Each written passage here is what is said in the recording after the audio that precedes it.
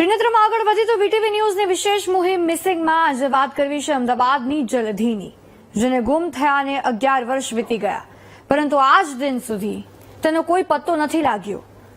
જલધીની ચિંતામાં તેના પિતાની માનસિક હાલત ખરાબ થઈ ગઈ છે. પિતા આજે પણ દીકરીને શોધી રહ્યા છે, તો સીબીઆઈ જેની સંસ્થાએ પણ આ કેસમાં હજુ સુધી હાર નથી માની અને જલધીની શોધખોળ કરી રહી છે. ત્યારે કેવી રીતે અમદાવાદની જલધી 11 વર્ષ પહેલા થઈ હતી ગુમ અને કેમ આજ દિન સુધી તેનો કોઈ પત્તો નથી લાગી શક્યો, આવો જોઈએ આ રિપોર્ટમાં.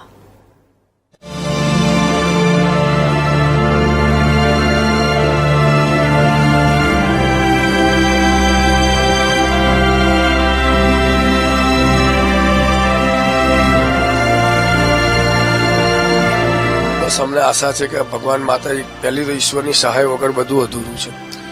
આટલો મોટો કોયડા જેવો કેસ થઈ ગયો, જ્યારે ઈશ્વર શક્તિમાન જ્યારે કંઈક સીબીઆઈને કે અમને કે કોઈને પણ માહિતી આપશે એટલે તરત એનો નિવેડો આવશે, પણ અમે ચોક્કસ આશા રાખીએ છીએ કે ઈશ્વર અમને સહાય કરશે. આ શબ્દો છે એક પિતાના, જેની આંખો આજે પણ પોતાની લાડકવાઈ દીકરીને શોધી રહી છે. દીકરી ગુમ થયાના આઘાતમાં 11 વર્ષથી પિતાએ પોતાના વાળ નથી કપાવ્યા.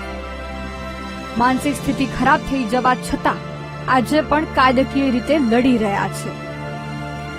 સુરક્ષા એજન્સીઓ ક્યાંક તેમની દીકરીને શોધી આપે. બહેરામપુરા, અમદાવાદ,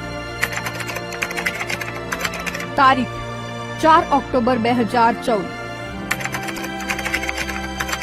નામ જલધી હરેશભાઈ ત્રિવેદી.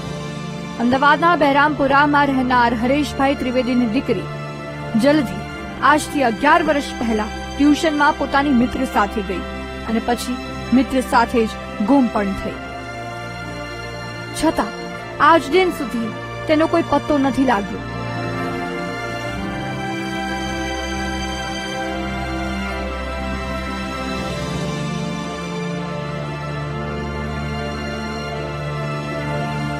અચાનક દીકરી ગુમ થઈ જતા પરિવાર ભાંગી પડ્યો. દીકરીની શોધખોળમાં આકાશ પાતાળ એક કરી નાખ્યું, પરંતુ દીકરી જલધીનો કોઈ પત્તો ન લાગ્યો. જ્યારે તેની મિત્ર તેના પરિવારને સહી સલામત મળી હતી. જલધીના પિતાએ પહેલા કાગડાપીઠ પોલીસમાં ફરિયાદ નોંધાવી. કાગડાપીઠ પોલીસે 2 વર્ષ તપાસ કરી. પોલીસ પાસેથી સીઆઈડીને તપાસ સોંપાઈ. સીઆઈડી દ્વારા પણ 2 વર્ષ તપાસ કરાઈ. જલધીનો કોઈ પત્તો ન લાગતા અંતે કેસ સીબીઆઈને સોંપાયો. સીબીઆઈની તપાસમાં માનવ તસ્કરીનું રેકેટ બહાર આવ્યું, પરંતુ આજે તે વાતને પણ 7 વર્ષ થયા. જલધીનો કોઈ પત્તો નથી લાગ્યો. સીબીઆઈએ જલધીની ખબર આપવા પર 11 લાખના ઇનામની પણ જાહેરાત કરી, પરંતુ એક પણ કોશિશમાં જલધીની કોઈ પણ ભાળ મળી નથી. છેલ્લા કેટલાય વર્ષોથી દીકરીને શોધવા લડી રહેલા પિતા સાથે જ્યારે અમે વાત કરી તો તેણે પોલીસની નિષ્ક્રિયતા પર સવાલ ઉઠાવ્યા. હવે તો આ જ નિદાન આવી જાય, કેમ કે કોઈ પણ વ્યક્તિ તમારા ગુસ્સાથી કે ઘણા પહેલા તો શરૂઆતમાં મને ક્રાઇમ બ્રાન્ચમાં એક શંકર ચૌધરી કરીને પીઆઈ હતા, જે તે વખતે શુક્લા સાહેબ જોડે, એમણે મને બહુ ઉદ્ધત શબ્દમાં કીધું હતું કે તમારે મંદિરના પૂજારી છો, તમારી છોકરી ક્યાંક મંદિરમાં પૂજા કરતી છે, મગજ શાંત થશે એટલે આવી જશે. પણ હજી સુધી એની કોઈ ભાળ નથી. અને એ જ ઘડીએ જ્યારે અમે અહીંયા આપણે ઝા સાહેબ હતા, હિમાંશુ શુક્લા સાહેબ હતા, એ અમારી વેદના સમજીને એટલા હૃદયસ્પર્શી અંદર તપાસમાં ભાગ લેતા હતા અને આ અધિકારીએ મને આવું કીધેલું.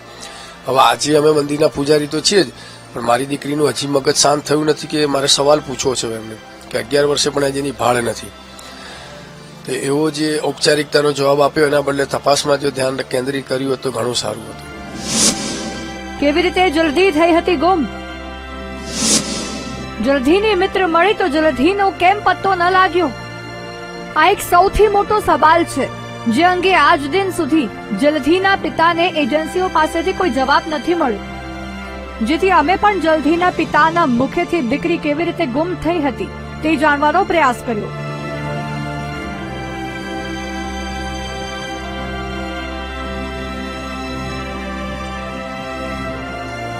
ચાર 10-2014 દિવસે એની જોડે એની બેનપણી ગઈ હતી નેહા, એના પપ્પા સાંજે અહીં 6 વાગે ઘેર આવ્યા મારા કે ભાઈ જલ્દી અહીં આવી છે.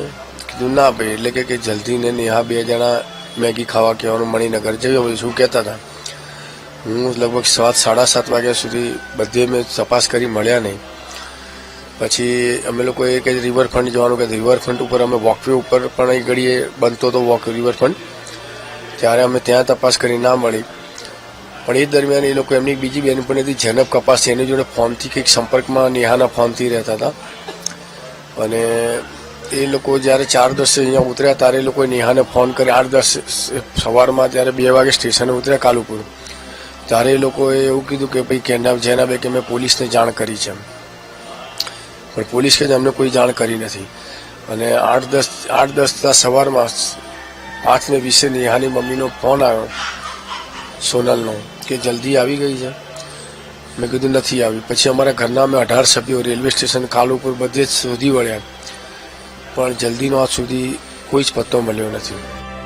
એક પિતા પોતાની 15 વર્ષની દીકરીને પરત લાવવા વલખા મારી રહ્યા છે. હાલ તેમની દીકરી 25 વર્ષની થઈ. તે જીવિત છે કે મૃત્યુ પામી છે તેમને નથી ખબર. બસ દીકરીની ખબર માટે બાપની આંખો તરસી રહી છે. લાડકવાઈ દીકરીના ગુમ થયાના 11 વર્ષ પસાર થઈ ગયા. પિતાએ પોતાના વાળ નથી કપાવ્યા અને દીકરીના પરત આવવાની આસ રાખીને બેઠા છે. જ્યારે માતા દીકરીના કપડા, તેના રમકડા સાચવીને તેની હાજરીનો અનુભવ કરે છે. આ મા બાપ દીકરી માટે વલખા મારી રહ્યા છે, પરંતુ તેનો કોઈ પત્તો નથી. જલ્દી એક રહસ્ય બની ગઈ છે. તેવામાં વર્ષોથી દીકરીને પરત જોવાની આસમાં જીવતા મા બાપને પોતાની દીકરી પરત મળે છે કે પછી કાયમી માટે રહસ્ય જ બનીને રહી જાય છે, તે જોવું રહ્યું. કેમેરામેન પ્રવીણ વાઘેલા સાથે અનિતા પટણી, વીટીવી ન્યૂઝ, અમદાવાદ.